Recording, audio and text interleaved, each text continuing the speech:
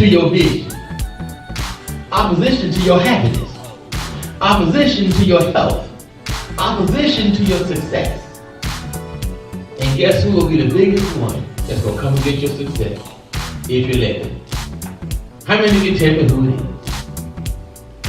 is? It'll be you. Please turn me in your Bibles to Isaiah 46 and 10. Amen. Isaiah 46, verse 10. Amen. Are you blessed? Amen. Amen. Isaiah 46 and 10.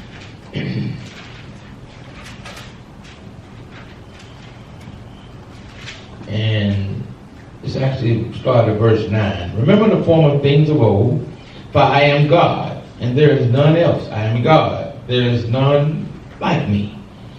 Verse 10, declaring the end from the beginning, and from ancient times the things that are not yet done, saying, my counsel shall stand, and I will do all my pleasure. So this is God. God says, I call the end from the beginning.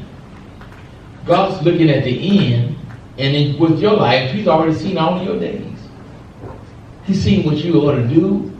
He's already blessed your life. He's seen the end from the beginning. It's like with a business. Sometimes you'll ride by an establishment where they're beginning to establish. They break up the ground, and you'll see a sign saying this particular business will be here soon. They give you a picture. It's showing you the end from the beginning. But then they back up and say, let's get started. So with our lives, you got to begin to see the end. What God has already said about you. And then back up and say, now Lord, how can I use, what do I need to do to get to that end? What's my part in it? Proverbs 29:18, let's go there. Proverbs 29:18. Some of us, God has shown us things. We have dreams. We have dreams, we have visions, we have things that we want to do. But we just don't know how to get there. Some of us are frustrated because we've tried and we failed, or we haven't been successful in our attempts. Amen. And so we seem like we're going on this merry-go-round. But God has a plan. And Jeremiah 29:11, keep your finger where you are right now, but Jeremiah 29:11, God said, I know the plan. He said, I already have the plan. I've already seen it from the beginning. He said, but I know the plan that I think towards you, thoughts of good and not of evil, to give you a hope and a future. He's already seen your future. But he said, I got the plan is in me. Amen. It's in me. Now, going back to Proverbs 29:18, let's go there, Proverbs 29:18. And this is Solomon talking. And we want to see what Solomon has to say about some of these things. 29:18, Solomon is saying, let's see, Proverbs 29:18, and it says, where there is no vision, what happens? The people perish. But he that keepeth the law, happy is he. For where there is no vision, if you can't see the end, if you cannot dream. Have you ever daydreamed? If someone said, you know, we're going to Six Flags when I was a kid, I began to dream. I see myself riding on the merry-go-round or the Ferris wheel or whatever they had at the place, because I saw it well. I saw it on TV. Right? They give you a visual. Six Flags over Georgia. And you start getting excited about it, and you start dreaming about yourself riding the Superman. Am I right? Now, see, I don't ride those rides, but not me. Not my wife, Pastor Shauna. She rides some sort of those rides. You know, she's talked me into getting on a couple in my day. I learned my lesson. So I let them go out and eat the sausage dogs and enjoy the rest and watch them scream and holler. Amen. So you got to have a vision. Without a vision, the people, one translation said they throw off restraint. That means without a vision, you do anything. But I mean, you do other things. You don't have nothing to hold you in line with where you need to be going. Amen. If you don't have anywhere to go, you go anywhere. I say, where you going? I don't know. Have you ever gotten on the road and you don't really have, you haven't made up your mind on what restaurants you want to eat, where you want to eat? What do you want? To have somebody else in the car with you, or 2 or 3 other people? What do you all want? I don't know. I don't know. What do you want? And don't be a husband and wife. Well, it's I chose last time. See, there's no vision. So we throw off restraint. We get anywhere. Well, let's try this. And you know me, I make up something. Let's go get some liver sandwiches. Then she'll say, no, let's go get some chicken or something. She come out there. But you know, y'all know, if you know what I'm talking about, husband and wife, I know you know what I'm talking about. Because sometimes, you know, you don't, what you want to eat? I don't know. What you, I don't know. Well, I did it last time. It's that kind of thing. So you need a vision to where you're going. And husbands, you surely need a vision. You don't need to marry a woman without a vision. Where you taking her? Well, the man's supposed to be the provider. He's supposed to have the vision, provide the vision. So if you're going to take somebody somewhere, I'm going to marry you and take you, and I'm going to be a provider, I'm going to be this protector and all this, where we going? I don't know. Where you want to go? What you got in mind? I don't know. What you got in mind? So how you going to get married doing that? Who's leading who? The blind. The Bible talks about blind leading the blind. Both of y'all fall in the ditch. And then she wondered why there's no vision. Well, she didn't know you needed to have one. She didn't know we didn't love. After a while, love get, after the honeymoon's over. Then now we have to eat. Now we need careers. We need something. We need somewhere we're going. Where are we going? What's the vision for your life? I don't know. Let's find one. Now y'all trying to find them. That's not the way marriage should be. God gave man work before he gave him the woman. Man, he don't have a job. What would he do? He don't work. Why do you stay with his mama? He don't have a job, stay with his mama, and you get ready to marry. Isn't there something wrong with that, kid? Oh, both of y'all will stay with mama in a minute. Amen. Amen. Wait for mama's check to come. Without a vision. But it shouldn't be that way. He should have vision. And that's not my message. But somebody needed that. Don't jump out there. You make sure the fruit is right. Amen. You know them by the fruit that they bear. Wait for the fruit. Amen. She not showing it. He not showing it. Wait. Don't marry before the time. I've seen people go and jump out there, and it's been disastrous. Amen. You know the tree by the fruit. If you don't see fruit, I think you better hold on. How many of y'all would you say this is a tree, apple tree? You haven't seen the apples on it yet. I just know it's an apple. One will come on here a little bit now.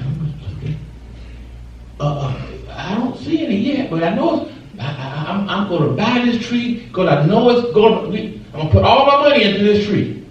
I haven't seen it produce one apple. Matter of fact, it's producing some that look like lemons. But you keep saying it's an apple.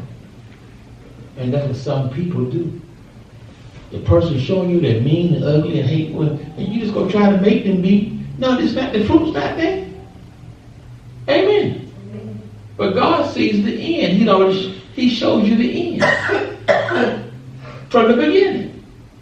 Amen. He wants you to see the end. That's why he gives you his word. So you can see the end. Put your faith on the end. From the beginning to bring the end into the present. Amen. But he has a plan for your life.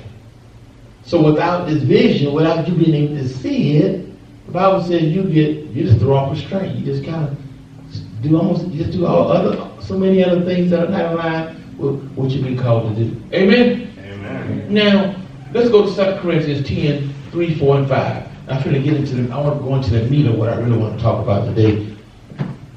Amen? 2 Corinthians 10, 3, 4, and 5. Behind us we have the words. It says, for though we walk in the flesh, we do not war after the flesh. For the weapons of our warfare are not carnal, but mighty through God, to the pulling down of strongholds, casting down imaginations and every high thing that is all itself against the knowledge of God, and bringing the captivity every thought unto the obedience of Christ. So, first of all, you're going to have a vision. You need a vision. What do you want to do? Well, some of you already know what God has told you to do, but you're not doing it. Amen. Amen. Amen. You have some work to do when it comes to your vision. Amen. I know what I'm supposed to do. Well, what are you doing now? I don't know. Now imagine me say, I know I'm going to be a doctor. What are you doing? I'm not going to school. I'm just going to cut on people when they, no, you're not cutting on anybody. I like Dr. Welby. I like to watch the TV program with the forensics people cutting on folks. I want to be one of those. Just like him on TV. And I want to cut. I like the way blood looks and all that. No, you're not cutting on it. You'll be in the jailhouse. Amen. So if you're going to have a vision, there's some work to do too. A lot of times Christians don't like working. They don't want to go to school. You need to go to school. If you're going to be a doctor, yes, 8 years and more if you specialize. You have to pay a price. Amen. It's work. See, people don't like the work. You're going to have to work. Get out of your lazy. Get your lazy self up and do something. Amen. You're called to sing. You got to get up and do something. They never come knock at your door and say, we just know we've been led by the Holy Spirit to your front door. And we're going to offer you a contract. No, it doesn't normally happen that way. Amen. You got to get to see what we're doing now. People need to hear the gospel. Now, I'm not saying God can't send people, but for the most part, Jesus took the boat. He did not walk on the water every time. I remember one time he walked on the water. Every other time he was in the boat. He was sleeping in the boat. He was in the boat. So walking on the water was what he wanted to do every time, like he would have been consistent, right? But no, one time he walked on the water. And so let's give you a picture. I'm not saying God can't do miracles and things that's outside of what we really used to happen. Supernatural, we call it.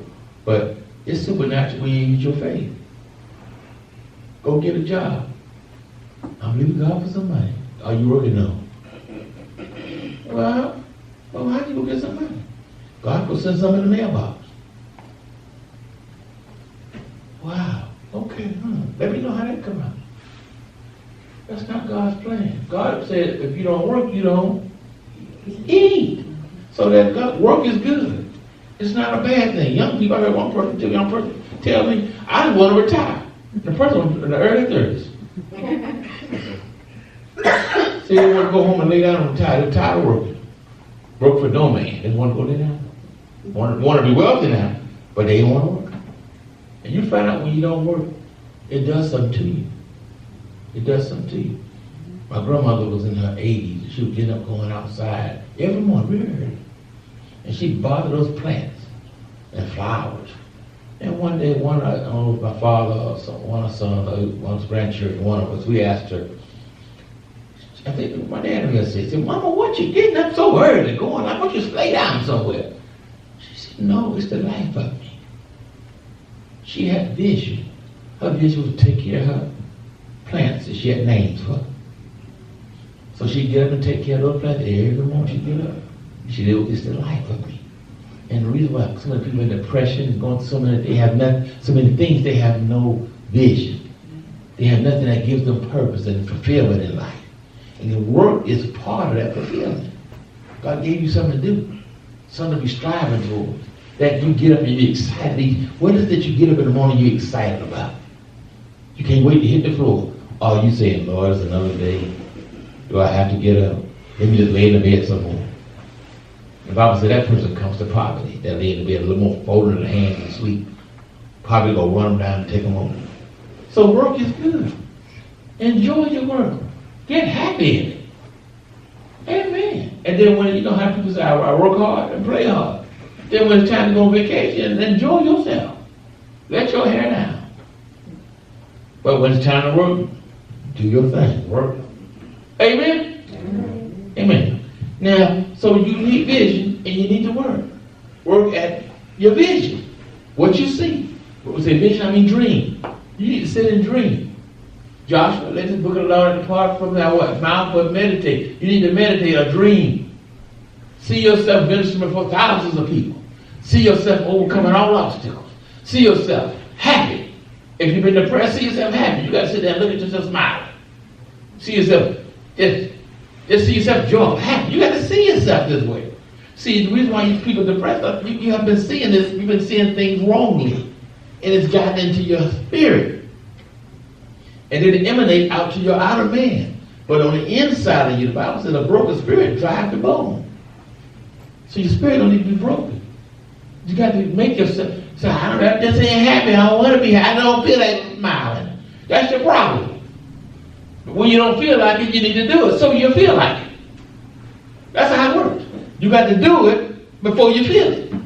Do it, and then the doing will cause the feeling. You know, if I smile at you, she gave me a smile back. What if I go, what's wrong with him? Because you know, but I gave her something first and she gave it back. You need to give yourself a smile. I used to do it. Smiling exercise.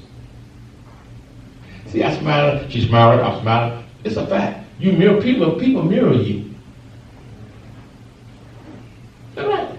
If I get one of y'all faces, oh, y'all be going, but it'll, some kind of smile come out. Have y'all try it sometime. Next tomorrow when you see your people on the job, or wherever you just smile at somebody. Now, ladies, don't go smile at some men, but they'll take it the wrong way. They'll smile all right. Smile and you walk behind you, smile. Yeah, start talking, you on that. But I'm saying, just smile at somebody and see, you know, one of the ladies. Smile at the lady, see what happens. And watch her give you that smile back. People tend to mirror you. If you do this, watch what they do. They go. They be not along with you sometimes. So we've got to speak to it, and you got to take control. You got to do something. Amen. But now, what happens when? And that's why I'm taking you to this scripture here in 2 Corinthians 10, 3, 4, and 5. Because there's going to be opposition to your vision, opposition to your happiness, opposition to your health, opposition to your success. And guess who will be the biggest one that's going to come against your success if you let it? How many can tell me who it is? It'll be you. It'll be you. No one can stop you. The devil can't stop you. You can't be stopped if you do what God says to do. The devil can't stop you. A lot of times it's not the devil. It's us. Can I say us? It's we're the ones that's stopping ourselves. You go on, you ever heard, I get on my boys, but sometimes I hear one of them get frustrated. I just ain't gonna never do this. I'll never be any good, you know. I said, oh no, we're not saying that here. You'll be great. You're no good right now, but you're gonna be better. You're gonna be, you're not, man, I see it right now, but it's in you. You need to work until we pull it out. And you don't go around saying you're no good, because we're not giving power to that. You're gonna say, I'm one of the best at this. I am this. You got to start saying that thing. Say it until you believe it. If you are saying something else, that means you're not saying it enough. You got to say it until you believe it. I'm not talking about other people believe it. You got to believe it. You're responsible for how people perceive you. You are. If you act sorry around people, they treat you sorry. You act like somebody. People are like, wow, he's sorry. I walk in the room, I command respect. I'm a D-man, I command it. How commanded do I carry myself? That's right. I show up. When I show up, who is that? My wife and I were doing Christmas. We went to a place to eat, a Christmas celebration. It was full of people. I'm carrying myself like I do. And my family all up with me. This guy stops me. He said, there's something about you. So I know what he's talking about. He don't know. There's something about you. He said, well, he told me, he said, I'm a pastor, just and such. I just want to say, your whole family. Y'all look just so wonderful. I can see God on you. And then I let the secret out. I said, because I'm anointed, I'm a pastor. God's on my life. He said, I knew it was something. I watched y'all. I just couldn't take my eyes off your whole family. That's right. And you could command that kind of attention. You ain't got to demand, y'all look at me. No, don't do that. Trying to get attention. You ever see somebody trying to get attention? You want to give them some attention, all right? Want to swallow, sit themselves down. You ever seen that? But when somebody, there's excellence is on. You see, and you got to get excellence on yourself. You can do it. Brush your teeth, comb your hair, wash good, get clothes that match, and walk with confidence. Get your shoulders back. Don't be slumping over because maybe you was tall when you was growing up, and now people call you names. So you grew up all like inwardly, turned in. No, straighten yourself up. Practice walking straight. That's right. I'm teaching you good now. It's going to help you. Go into an interview, you go in with yourself turned in. They look and see you're negative. They see that you're not confident. But put your shoulders back. You walk in there like you the best thing that you ever seen. Just walk in this door for your comfort. You need me. Amen.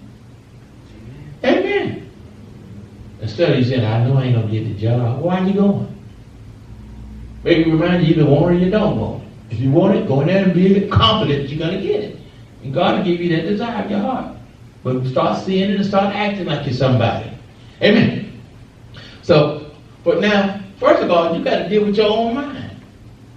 The weapons of our warfare are not carnal, but mighty through God to the pulling down of what? Strongholds. Mental fortresses.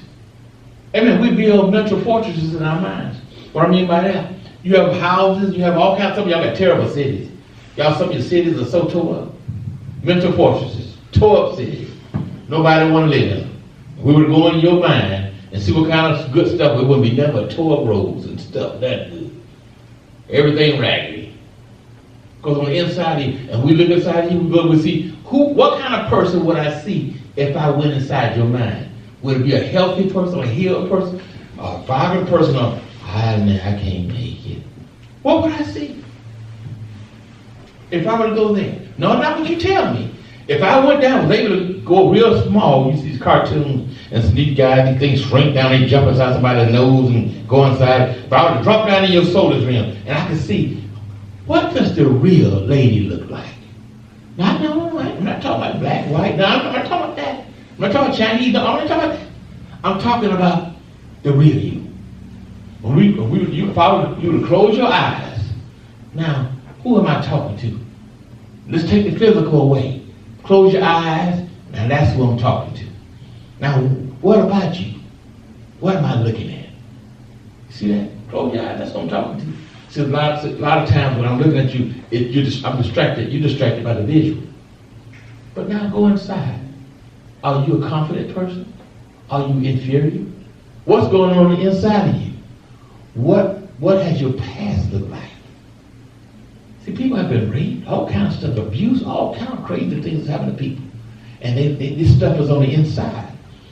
And so when you're dealing with them, you're dealing with their past. Amen. You're dealing with these strongholds. That's why they can't stop doing some of the things they're doing. It's not that they want to be promiscuous or it's not that they want to be bound and going through some of these challenges they're going through. It's because some things have been sown into their lives and it's interwoven in them. And every time they stop, they want to stop, but they still do it. And then they cry later, I don't know why I did this, why I keep doing this. Well, it's something that God has to deal with that, but I'm here to show you how to deal with it. Amen. Because you can't do it by yourself.